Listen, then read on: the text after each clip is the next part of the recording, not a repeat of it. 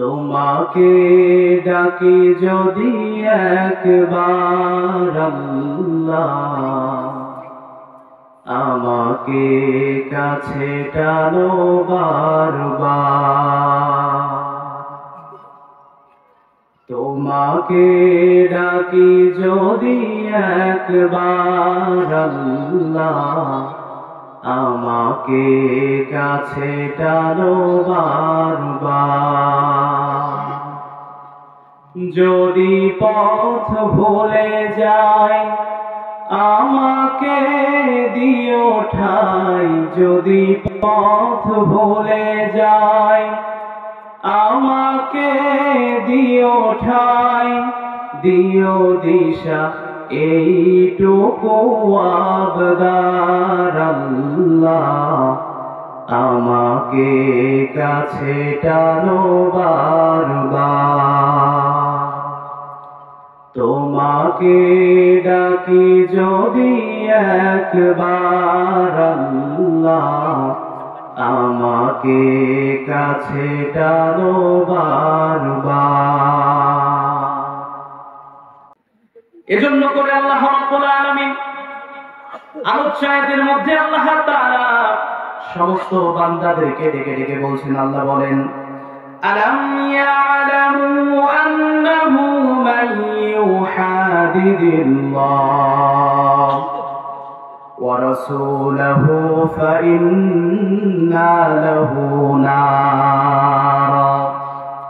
আল্লাহ তাআলা বান্দাদেরকে ডাক দিয়ে আল্লাহ রাব্বুল আলামিন বলেন, যে ব্যক্তি আল্লাহ ও তার রাসূলের বিরোধিতা করে, ও দুনিয়ার মানুষ তোমরা শুনে রাখো, যারা আল্লাহ এবং তার রাসূলের বিরোধিতা করবে, রব তাদেরকে বলে দেন, তবে তাদের জন্য অবশ্যই নিমজ্জিত আছে যে স্থান, জোরে বলেন সেই স্থানের নাম কি?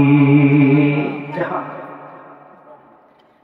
যারা আল্লাহ বিরোধিতা করে, রাসূলের বিরোধিতা করে, এদের জন্য মালিক যে স্থানকে নির্ধারণ করে রেখেছে, ওই স্থানের নাম হচ্ছে জাহান্নাম। আপনারা জ্ঞানী ব্যক্তি যদি বুঝে থাকেন বলেন, জাহান্নাম ভালো জায়গা নাকি কুৎসিত জঘন্যতম জায়গা?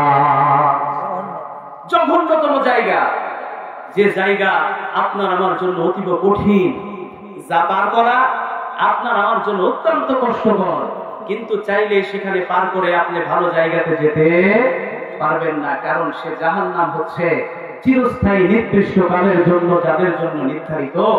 এরা কখনো চাইলেও সে জাহান্নাম থেকে বের হয়ে আল্লাহর জান্নাতের দিকে ধাবিত হতে পারবে না। এজন্য কি করা লাগবে?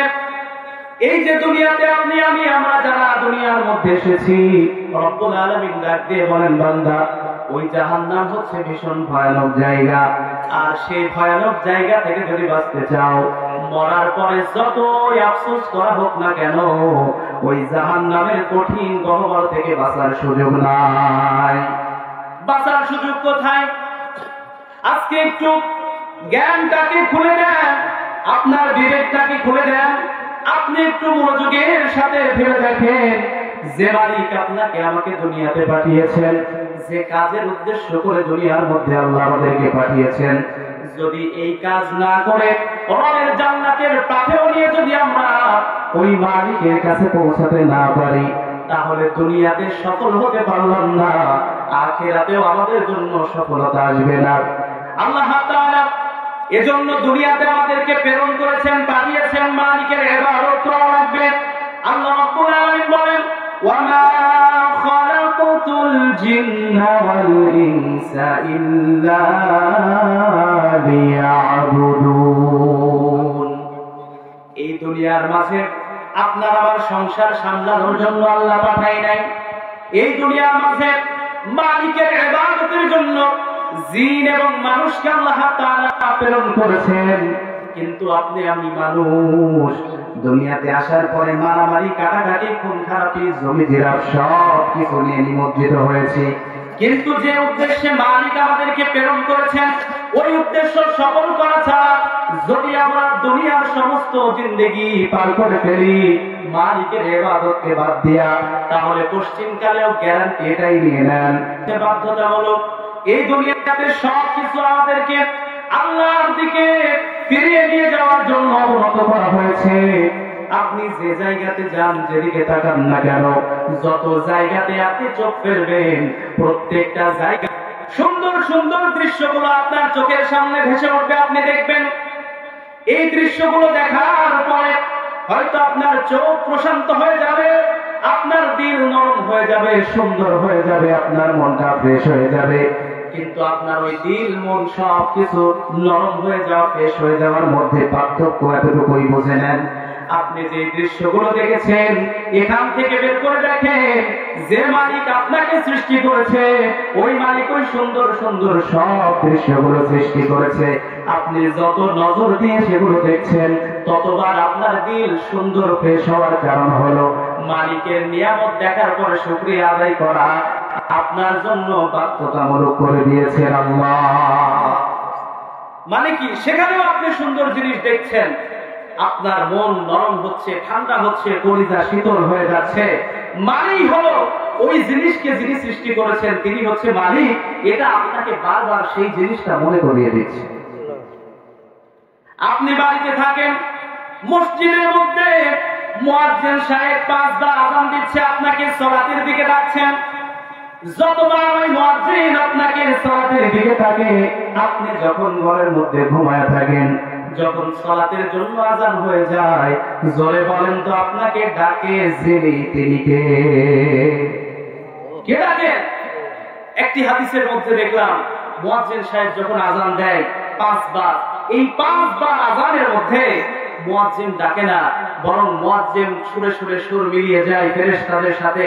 আর স্বয়ং আল্লাহ রাব্বুল আলামিন মুয়াজ্জিনের মাধ্যমে আল্লাহ নিজে প্রত্যেকটা বান্দাকে সালাতের দিকে ডাকে। বলেন সুবহানাল্লাহ। তার মানে আল্লাহ আপনাকে ডাকতেছে সালাতের দিকে।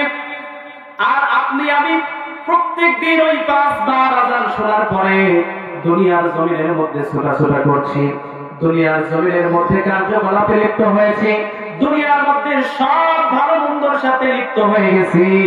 কিন্তু যদি আপনাকে আমাকে প্রশ্ন করা হয় মৃত্যুর পরে আপনি কোন গন্তব্যস্থল চান, এক বাক্যে আপনি আমি বলি আমরা চাই রবের, কি চাই? রবের জান্নাত। যে ব্যক্তি 5 ওয়াক্ত সালাত আদায় করে না, তাকেও যখন প্রশ্ন করা হবে আপনি মৃত্যুর পরে কোন জায়গাটা আপনি চান, সেও এক বাক্যে বলবে মরণের পরে আমি যে জায়গা চাই তার নাম হলো জান্নাত। একজন বেনামাজি ব্যক্তি, তার কাছেও যদি আপনি বলেন সে জান্নাত চাই, যে ব্যক্তি 5 ওয়াক্ত সালাত আদায় করে, রবের হুকুম আহকাম মেনে চলে, রাসূলের সুন্নতি তরিকা মেনে চলে, এই ব্যক্তিকেও যদি প্রশ্ন করে আপনি মৃত্যুর পরে কি চান, সেও এক বাক্যে ডাক দিয়ে বলবে আমিও রবের জান্নাত চাই। কিন্তু পার্থক্য হলো তারও চাওয়া একই রকম, আমারও চাওয়া একই রকম, আপনারও চাওয়া একই রকম। মৃত্যুর পরে আমরা জান্নাত চাই, কিন্তু দুনিয়াতে জান্নাতে যাওয়ার জন্য যে মালিক আমাদেরকে ব্যবস্থা করে দিয়েছেন, দুনিয়াতে পাথে অর্জন করা লাগবে জান্নাতে, এই দিক থেকে দুইজনের মধ্যে পার্থক্য ধরে বলেন আছে না নাই? এই দিক থেকে আমাদের ভিতরে পার্থক্য। আর এই পার্থক্যটাকে সরিয়ে রবের জান্নাতের নিমজ্জিত পথ আমাদেরকে বের করতে হবে, যে পথে গেলে রবের জান্নাত পাওয়া যায়। কারণ আপনি জানেন না যে আপনাকে যে জান্নাতের দিকে ডাকা হয় প্রতিদিন, যে সালাতের দিকে ডাকা হয় প্রতিদিন, এটাই হচ্ছে শান্তির জায়গা, এটাই হচ্ছে সুমহান মর্যাদার জায়গা। কিন্তু প্রতিদিন যার দিকে আপনি আমি ছুটতেছি, এটাই হচ্ছে কষ্টকর জাহান্নামের ভয়ানক জায়গা। আপনিও চান না, আমিও চাই না জাহান্নামে যাইতে, কিন্তু প্রতিদিন যতগুলো কাজ আপনার আমার দ্বারা হয়, প্রত্যেকটা কাজের মাধ্যম দিয়া আপনি আমি যে জাহান্নামের পথে চলতেছি, এটা কি আপনি লক্ষ্য করেছেন? একটু চিন্তা করে দেখেন, সারাদিনের মধ্যে ভালো কাজ কয়টা করেছেন, খারাপ কাজ কয়টা করেছেন। যদি এই চিন্তাটা আপনার আমার মধ্যে থেকে যায়, তাহলে অবশ্যই বুঝতে পারবো আমরা আসলে জান্নাতের দিকে যাই নাকি জাহান্নামের দিকে যাই। মৃত্যু তো আপনার আমার জন্য সুনিশ্চিত হবেই। মৃত্যু থেকে পালানোর সুযোগ আছে নাকি? এর পূর্বেও মৃত্যু সম্পর্কে 2-3 জনে আলোচনা করেছেন। মৃত্যু থেকে পালানোর কোন সুযোগ আপনার আমার নাই, কিন্তু পার্থক্য এতটুকু করেন, মৃত্যু থেকে পালানো যায় না, কিন্তু মৃত্যুর ভয় আপনার আমার মধ্যে আছে না নাই? চাইলে জাহান্নাম থেকে বাঁচা যায়, কিন্তু ওই জাহান্নামের ভয় এখন পর্যন্ত দেহের ভিতরে দিলের ভিতরে ঢোকালাম না, কিন্তু মৃত্যু থেকে পালানো যায় না। এই ভয়টা নিয়ে সারাদিন আপনি আমি চলাফেরা করি, রাস্তায় হাঁটার সময় সাবধানতা অবলম্বন করি, কোন সময় যেন অ্যাক্সিডেন্ট করি। বাড়িতে যখন থাকি অসংখ্য মানুষগুলো আছে, যখন তারা খাবার খান অনেক দেখে শুনে খাবার খান, এমন খাবার তারা খায় না যে খাবার খাওয়ার পরে মৃত্যু হয়। খান নাকি? এমন কি কোনো খাবার খান বাড়িতে যে খাবার পরে নিশ্চিত আমার মৃত্যু হবে? যেমন মনে করেন বিষ, কীটনাশক ওষুধ, এগুলো কি আপনারা খান নাকি? খাওয়া যায় না, কারণ মৃত্যুর ভয় আছে তো দিলের ভিতরে। এগুলো খালে আমাদের মৃত্যু সুনিশ্চিত, এই জন্য আমরা সেগুলো খাই না। কিন্তু মৃত্যুর ভয় সব সময় আমাদের ভিতরে আছে, কম বেশি আছে না নাই? এই ভয়টাকে আরো বেশি দ্বিগুণ করতে হবে। এজন্য রব্বুল আলামিন বলছেন ওই জাহান্নাম থেকে বেঁচে থাকা লাগবে, যে জাহান্নাম রব্বুল আলামিন অত্যন্ত কষ্টকর জায়গা দিয়ে পরিপূর্ণ করেছেন। বলে হুজুর কেমন কষ্টকর জায়গা, চলেন একটু সেই দিক থেকে ঘুরে আসি, আপনাদেরকে দেখায় নিয়ে আসি। আমার আপনার নবী মুহাম্মদ সাল্লাল্লাহু আলাইহি ওয়াসাল্লাম আল্লাহ রাব্বুল আলামিনের ইচ্ছায় তিনি মেরাজে গমন করেছেন। সন্দেহ আছে নাকি? আপনার আমাদের কেন সন্দেহ নাই? দুনিয়ার কোন মানুষ রাসূল ব্যতীত আর কেউ মেরাজে যাইতে পারে নাই, আল্লাহর সাথে সাক্ষাৎ করতে পারে নাই, জান্নাত দেখতে পারে নাই, জাহান্নাম দেখতে পারে নাই, সুন্দর সুন্দর দৃশ্যগুলো দেখতে পারে নাই, তারা কোশ্চিন কালেও যাইতেও পারবে না। কিন্তু আমার আল্লাহ দয়া করে মেহেরবানি করে তার নবী মুহাম্মদুর রাসূলুল্লাহ সাল্লাল্লাহু আলাইহি ওয়াসাল্লামকে মেরাজে নিয়ে গিয়ে আল্লাহ সব কিছু দেখিয়েছেন। কথা বলেন ঠিক কি না? ওই নবী মুহাম্মদ সাল্লাল্লাহু আলাইহি ওয়াসাল্লাম তিনি বর্ণনা করছেন জাহান্নাম কত কষ্টকর জায়গা, কত কষ্টকর জায়গা। একটু ভালোভাবে মনোযোগ দিয়ে শুনবেন, কারণ ওই জাহান্নাম আপনার আমার জন্য জায়গা হোক, স্থান হোক, এটা আমরা কেউ চাই না। আমরা চাই আল্লাহর জান্নাতটা আমাদের জন্য হয়ে যাক। এজন্য এই বিষয়গুলো আপনার আমার শোনার দরকার। জোরে বলেন আছে না নাই?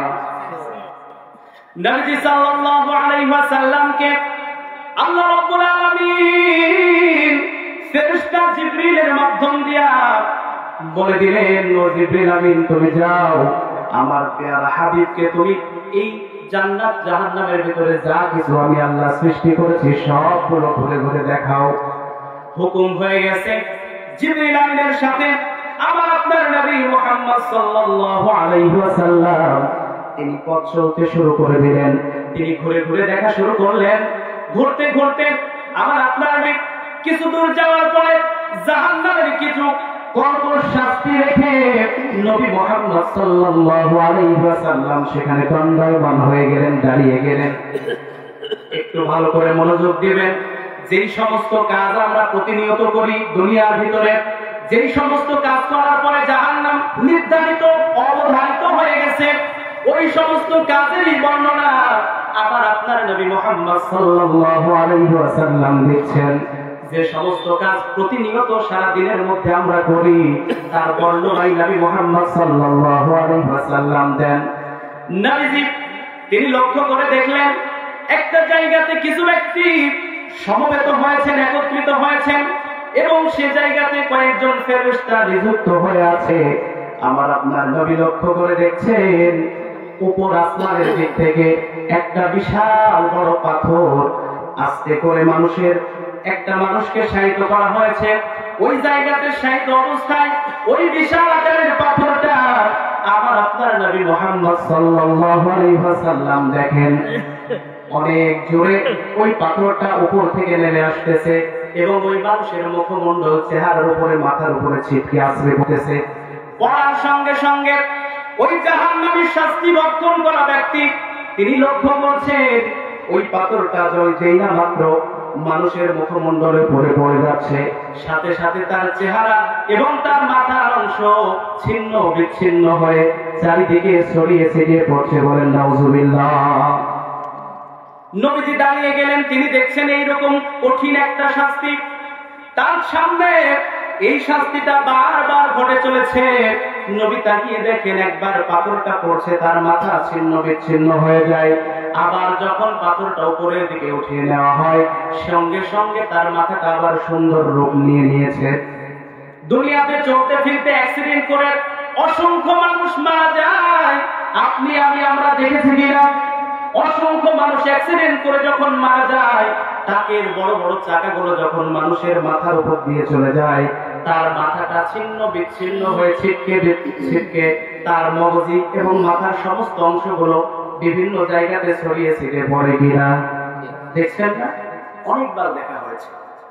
রাসূল সাল্লাল্লাহু আলাইহি ওয়াসাল্লাম দেখছেন ঠিক এইভাবেই সব কিছু ছড়িয়ে ছিটিয়ে পড়ে যাচ্ছে। আবার পাথরটা যখন উপরের মুখে হয়ে যায় সঙ্গে সঙ্গে তার মাথাটা আবার ঠিক হয়ে যাচ্ছে। পার্থক্য হলো দুনিয়ার মানুষ যখন তার মাথার উপর দিয়ে ট্রাক চলে যায় তিনি একবারই মাথা ছিন্ন বিচ্ছিন্ন হয়, দ্বিতীয়বার আর জীবিত হওয়ার সুযোগ আছে না নাই? দুনিয়াতে আছে নাকি? সুযোগ নাই। কিন্তু নবী তাকিয়ে দেখলেন যেই না মাত্র পাথরটা আবার উপরের দিকে ওঠা শুরু হয়ে যাচ্ছে, ওই মানুষের মাথার সমস্ত গলিত জিনিসগুলো আবার একত্রিত হয়ে তিনি আবার জীবিত হয়ে যাচ্ছেন। এই ঘটনাটা রাসূলুল্লাহ সাল্লাল্লাহু আলাইহি ওয়াসাল্লাম বারবার লক্ষ্য করলেন। এক পর্যায়ে নবীজি জিজ্ঞাসা করলেন, জিবরিল আমিন, কেউ জিবরিল তুমি বলো দেখি আল্লাহ রাব্বুল আলামিন এই কঠিন এবং ভয়ানক শাস্তি কাদেরকে দিচ্ছে? ভালো করে লক্ষ্য করবেন আপনার আমার সাথে এই গুণগুলো মিল আছে কিনা। নবীজি যেই না মাত্র ফেরেশতাকে প্রশ্ন করেছে, ফেরেশতা ডাক দিয়ে বলে, ইয়া রাসূলুল্লাহ আপনি জানেন না এই মানুষগুলো হলো কারা? যারা দুনিয়ার জীবনে দুনিয়াবি কাজের মোহে পড়ে, দুনিয়ার লোভ লালসার মোহে পড়ে, দুনিয়ার সমস্ত ধন সম্পত্তির মোহে পড়ে, কাজের মধ্য দিয়া যেই না মাত্র মুয়াজ্জিন সালাতের আযান দিয়েছিল তারা সালাত আদায়ে দেরি করার কারণে রব্বুল আলামিন তাদেরকে শাস্তি দিচ্ছে। বলেন নাউযুবিল্লাহ। এখানে পার্থক্য এতটুকুই বুঝেন। আমার নবী বলে নাই যারা সালাত আদায় করেন না তাদের জন্য এই শাস্তি। রাসূল সাল্লাল্লাহু আলাইহি ওয়াসাল্লাম এটা বলেছেন যারা সালাত আদায় করে ঠিকই কিন্তু সালাতে যারা অলসতা করে, আযান হয়ে গেছে সালাতের জন্য ডাকা হয়েছে, নির্ধারিত সময় সালাতের জন্য বেঁধে দেওয়া হয়েছে, কিন্তু নির্ধারিত সময় সালাত না পড়ে অলসতা যারা করে তাদের জন্যই এই শাস্তি নির্ধারিত। বলেন নাউযুবিল্লাহ। এখন মিলিয়ে নেন, আপনার আমার জীবনের মধ্যে যদি এই গুণগুলো থেকে যায়, আপনার আমার সাথে যদি এই গুণগুলো মিলে যায়, তাহলে আজকে তওবা করেন। যেই না মাত্র সালাতের আযান হয়ে যাবে আপনার আমার দুনিয়াবি যত কাজ থাকুক না কেন সর্বপ্রথম কাজ হলো আযান হওয়ার সাথে সাথে সালাতের দিকে দৌড় দেওয়া লাগবে। বলেন ঠিক কিনা? আল্লাহ রাব্বুল আলামিন আমাদেরকে কবুল করুন। বলেন আল্লাহুম্মা। নবীজি তাকিয়ে দেখছেন এই কঠিন শাস্তিটা হচ্ছে ওই ভয়ানক শাস্তি, সেই জায়গা থেকে আমাদেরকে বেঁচে থাকা লাগবে। কারণ আল্লাহ রাব্বুল আলামিন ওই ভয়ানক শাস্তি থেকে বেঁচে থাকার জন্যই তো আমার আপনার নবীর মাধ্যম দিয়া এই হাদিসগুলো আমাদের মাঝে বর্ণনা করেছেন। বলেন ঠিক কিনা? আমাদেরকে বেঁচে থাকা লাগবে ওই শাস্তি থেকে। কারণ এই ভয়ানক শাস্তিগুলো জাহান্নামে যে হচ্ছে রাসূল নিজে দেখেছেন। এই জায়গা থেকে আমাদের মধ্যে কি কোনো বিভেদ আছে নাকি? নাই। কারণ রাসূল সাল্লাল্লাহু আলাইহি ওয়াসাল্লাম নিজে দেখেছেন এবং তিনি সাহাবীদের মধ্যে এই হাদিসগুলো বর্ণনা করেছেন। আল্লাহ রাব্বুল আলামিন শুধুমাত্র নবীর কথাকে প্রেক্ষাপট করে এই জায়গাতে আল্লাহ তাআলা চাইলেই রেখে দিতে পারতেন, কিন্তু আল্লাহ রাখেন নাই। কোরআনের মধ্যে আল্লাহ রাব্বুল আলামিন বলেন, মা সালাকাকুম ফি সাকার ক্বালু লাম নাকু মিনাল মুসাল্লিন। আল্লাহ রাব্বুল আলামিন বলছেন তোমাদেরকে কিসে জাহান্নামে নিক্ষেপ করেছে? তোমরা কি জাহান্নামের দিকে যাইতে চাও কিনা? আল্লাহ ডাক দিয়ে বলেন ওরা যে জাহান্নামে থাকবে সেই জাহান্নাম বড় ভীষণ ভয়ানক জাহান্নাম। আল্লাহ তাআলা বলেন ওই জাহান্নামের মধ্যে তাদেরকে যে শাস্তিগুলো অনবরত দেওয়া হবে এটার বর্ণনা স্বরূপ এটা যে রাসূল আমাদেরকে জানিয়েছেন, আল্লাহ আরো কঠিন করার জন্য, আরো মজবুত করার জন্য এই আয়াতে কারিমার মধ্যে আল্লাহ তাআলা বলেন, মা সালাকাকুম ফি সাকার, তোমাদেরকে কিসে ধরে রেখেছে? তোমরা কি জাহান্নামের দিকে যাইতে চাও কিনা? ক্বালু লাম নাকু মিনাল মুসাল্লিন, তারা বলবে আমরা সালাত আদায় করতাম না, বরং তাদেরকে প্রশ্ন যদি করা হয় যে তোমাদেরকে কিসে এই জাহান্নামে নিক্ষেপ করা হয়েছে, এক বাক্যে তারা এটাই বলবে যে আমরা সালাত আদায় করতাম না, আমরা নামাজের দিকে যাইতাম না। যেই না মাত্র মুয়াজ্জিন সাহেব ডাক দেয়, ওই সময় সালাতের দিকে না গিয়ে দুনিয়াবি সমস্ত কাজে লিপ্ত থাকার কারণে আজকে এই জাহান্নামের মধ্যে আমাদেরকে পতিত করা হয়েছে। বলেন নাউজুবিল্লাহ। আমরা সেই কাতারে যেতে চাই না। আল্লাহ রাব্বুল আলামিন আমাদেরকে মাফ করুন। বলেন আল্লাহুম্মা আমিন। আল্লাহ তাআলা তার নবীকে দেখাচ্ছেন, নবী মুহাম্মদ সাল্লাল্লাহু আলাইহি ওয়াসাল্লাম সবগুলোকে তিনি ফাঁস করে দিয়েছেন আমাদের মধ্যে, কারণ তিনিও চান আমরা তার বন্ধু হয়ে যাই, আল্লাহও চান আমরা তার বন্ধু হয়ে যাই, এবং তার বন্ধুত্ব স্বরূপ আচরণ করে জাহান্নামে নয় বরং জান্নাতে যাওয়া লাগবে। কথা বলেন ঠিক কিনা? এরপরে নবী সাল্লাল্লাহু আলাইহি ওয়াসাল্লাম তিনি লক্ষ্য করে দেখলেন আল্লাহ রাব্বুল আলামিন এর আরেকটু সামনে নিয়ে গেলেন নবীজিকে।